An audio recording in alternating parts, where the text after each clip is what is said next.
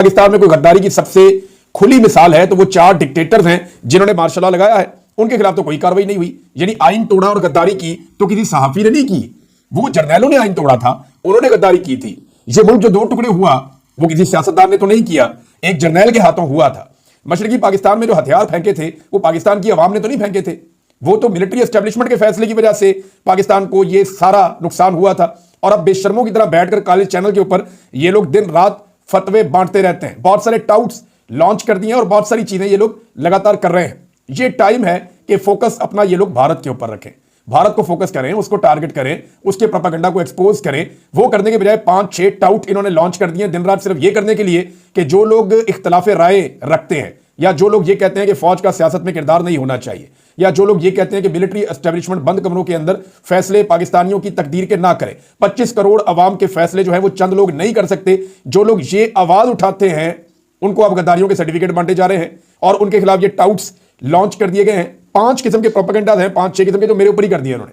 पहला प्रोपेगेंडा वो ये किया कि जी हम लोग जो है वो भारत के साथ मिल गए और भाई हम लानत भेजते हैं ऐसी चीज के ऊपर। अपने लीडर से कहो ना, अपने लीडर से कहो जिनको लाकर बिठाया है कि वो खुलकर भारत को ललकारें और उनको जवाब दें।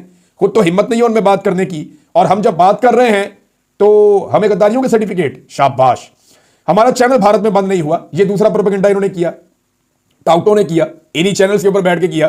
तो भाई मामला सीधा है, हमारे चैनल सबके, अगर यकीन नहीं आता तो इंडिया का वीपीएन लगाओ और हमारे चैनल वहां पे खोल के दिखाओ।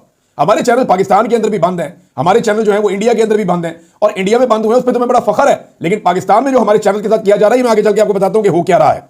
नंबर 3, ये कहते हैं जी ये वक्त नहीं है गिले शिकवे करने का, ये वक्त नहीं है नुक्ताचीनी करने का। तो भाई कौन से वक्त में नुक्ताचीनी करें तुम्हारे ऊपर? हर वक्त तो पाकिस्तान में कोई ना कोई तुमने अजाब मुसल्लत किया हुआ होता है। यानी ये हमें कहते हैं कि आप नुक्ताचीनी ना करें, ये वक्त नहीं है, बॉर्डर पे तनाव है। और भाई बेशर्मो, और थोड़ी सी गैरत करो, थोड़ी सी शर्म करो, और उन्हें कहो ना जो जुल्म जबर और फसायत कर रहे हैं।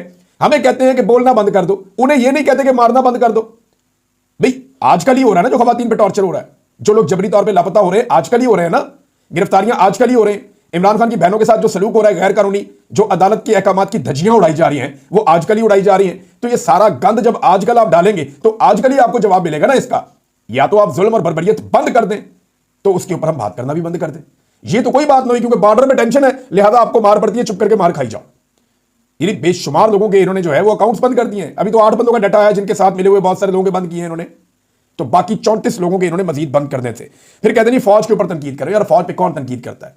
फौजी तो बेचारे मजलूम है, वो तो बेचारे लड़ाई लड़ते हैं, वो तो बेचारे हिम्मत करते हैं, जुर्रत दिखाते हैं, कौम की खातिर जाने कुर्बान करते हैं। हम तो बात कर रहे हैं मिलिट्री एस्टेब्लिशमेंट की पॉलिसी की। फौज के खिलाफ कोई नहीं है, फौज की सियासत में मुदाखलत के खिलाफ है, जो फौज का काम नहीं है। उनका काम लड़ना है, वतन का तहफ्फुज करना है, और इससे मुकद्दस काम और कोई हो नहीं सकता।